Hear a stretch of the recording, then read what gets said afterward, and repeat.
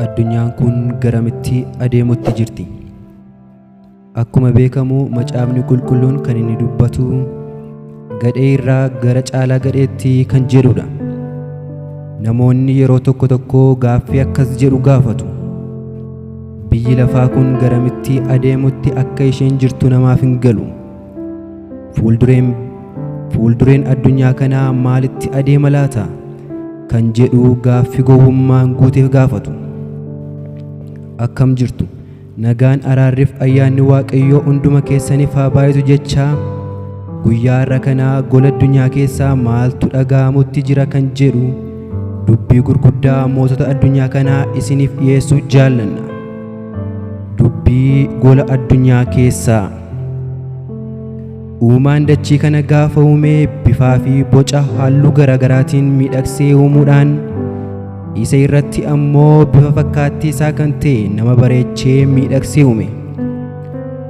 Osoo hin turin abbaa cubbuu inni ta'ee fincila kaasee samaay gadda ulfaataadhaan guute.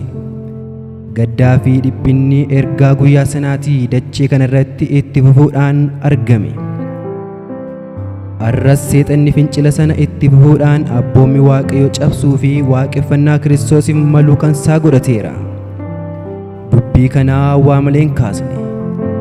Garuu baay'ee kan nama gaddisiisu sabni Waaqayyoo akkuma durboota kurnanii sanaa irriba ulfaataa keessa waan jiran fakkaatu.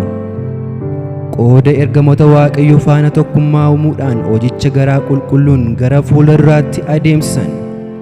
Cubbuu irratti cubbuu, yakka irratti yakki dabalamuun dhiigni kan Kiristoos Yesuus tuffatamuudhaan ganuu kan jedhu adda saba Waaqayyoo irraa dubbifamutti jira. Gola addunyaa kanaa keessaa dhaga'amutti kan jiru dubbii jajjabduu fi ulfaataa gaafa ta'u, faallaa kanaa kan ta'e immoo irribni saba Waaqayyoo qabatee jiru taatee gaddisiisaadha. Akkuma beekamu mootonni gurguddoon addunyaa kanaa ani abbaa qulqulluudha, bakka bu'aa ilma Waaqayyooti jedhee isa of waamu Pooppi Firaansis waliin dhimma bulchiinsa biyyaa, jijjiirama qilleensaa, jeequmsa siyaasaa fi kanneen kana fakkaataniif furmaata akka kennuuf mootii Waaqaa fi lafa uume dhiisanii gara isaatti iyyachaa turuun isaanii beekamaadha. Arras isa duraan irra kan caalu bulchitoonni biyyaa garagaraa akkasumas biyya keenya Itoophiyaa dabalatee teessoo Pooppi Firaansis kan taate Vaatikaanitti maluudhaan ol kaasanii dhaadhessanii abbaa qulqulluu jechuudhaan kennaa garagaraa qabatanii garas imaluutti jiru. Dubbiin kun maaliif deemaa jira kan jedhu gaaffii kan ta'u miti. Kaayyoon sana duuba jirus dhokotaa miti. Garuu sabni Waaqayyoo xiyyeeffannoon isaanii maalidha? Sabni Waaqayyoo dhugaa labsuudhaan ga'ee isaanii akka hin baaneef, harka isaanii dachaafatanii akka ta'aniif, gara xumuraatti ammoo salphatanii akka argamaniif seexanni hojii guddaa irratti argama. Testimony for the Church volume 1 fuula 260. Afaan saba Waaqayyoo kakaasuudhaaf maal jechuutu dura jira? Rakkoon sodaachisaan akka fuula keenya dura jiru ilaaleen ture. Seexanaaf ergamoonni isaa saba Waaqayyoo wajjin wallaansoo qabuuf hundumaa walitti qabachaa jiru. Yeroo xiqqoodhaaf muganii yoo itti fufan baduun isaanii murtaa'aa akka ta'e jabeessee beeka. Haalonni addunyaa kana irratti ta'aa jiran yeroon rakkisaa nutti dhufaa jiraachuu isaa nutti himu. I will do everything in my power to protect our LGBTQ citizens from the violence and oppression of a hateful foreign ideology. Believe me. Now we are told that the great debate is about who gets to use which bathroom. This is a distraction from our real problems. Who cares?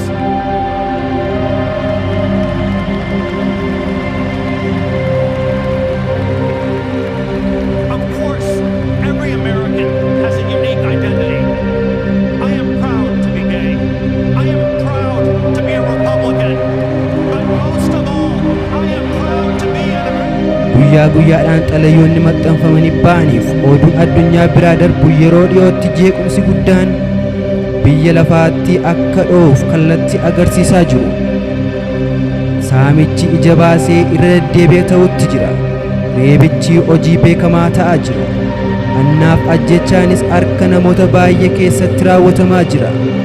Hafuura seexanotaatiin qabamuun dhiirotaaf durboota baay'ee mucoolii ta'an irratti jireenya isaanii balleessaa jira. Namoonni hojii jallinaa kanatti tokko tokkoon isaanii sanyii jallinaa kanaan mo'amaa jiru. Bakkeewwan garaa garaatti waltajjiitti baasuudhaan teessuma olaanaa ta'e isaaf kennuudhaan abbaa kiyyachuudhaan faarfannaa qooqa garaa garaa qabu isaaf dhiyeessuudhaan gadis jechuun gugguufanii sagada isaaf dhiyeessuun taate kan biraa addunyaa ajab jechiisaa jiru keessaa isa tokkodha. Il tuo Dio Sion di generazione in generazione.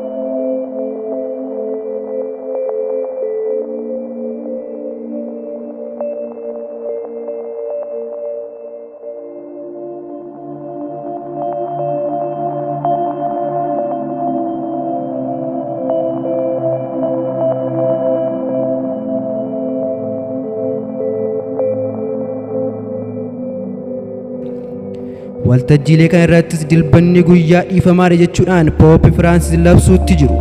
His press statement, the Prime Minister insisted that on the seventh day shall their rest.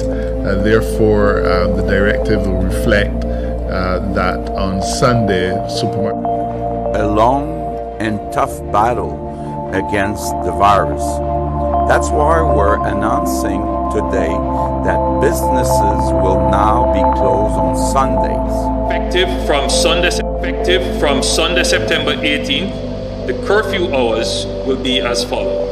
Sunday is a no movement day. The reason why we decided to institute a no movement day, and we decided to do that on a Sunday, is because of the surge of COVID.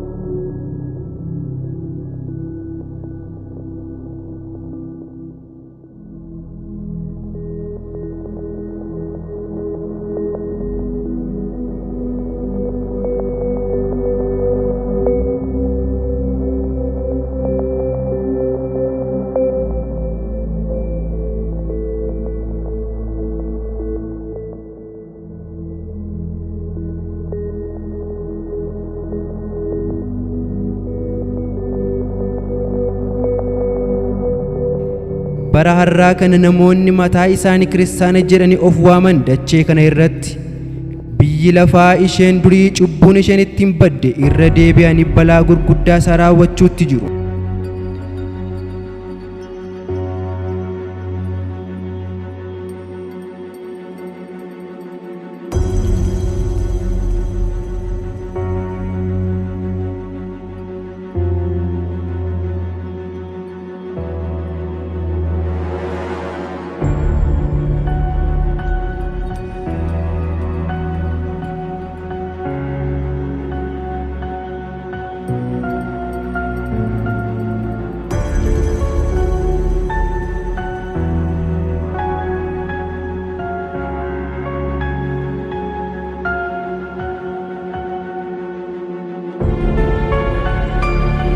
Mootonni addunyaa kun sagalee jawwichaa dhageessuudhaan akkuma Nabukadnezar Ibroota boojuu isaa jala jiran dhiphise sana mootonnis afaa saba Waaqayyoo dhiphisuudhaaf jiru. Kunis jalqaba ofitti hawwachuudhaan akkuma Nabukadnezar meeshaa muuziqaa garagaraatti fayyadame bakkeedhaan miira namaa hawwachuudhaan kan ta'u.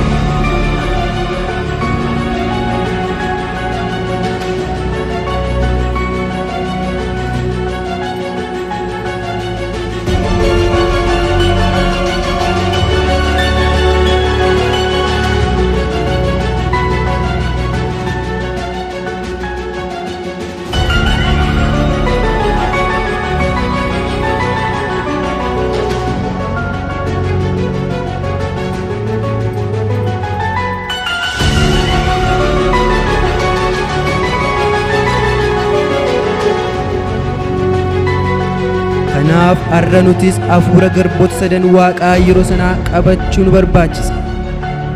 Akkuma Kiristoos sababii malee jibbame, sabni isaas sababii isaaf abboomaniif jibbamuudhaaf jiru. Dammaquudhaan yeroo hubachuu akka dandeenyuuf Gooftaan hunduma keenyaa haa gargaaru. Galatooma.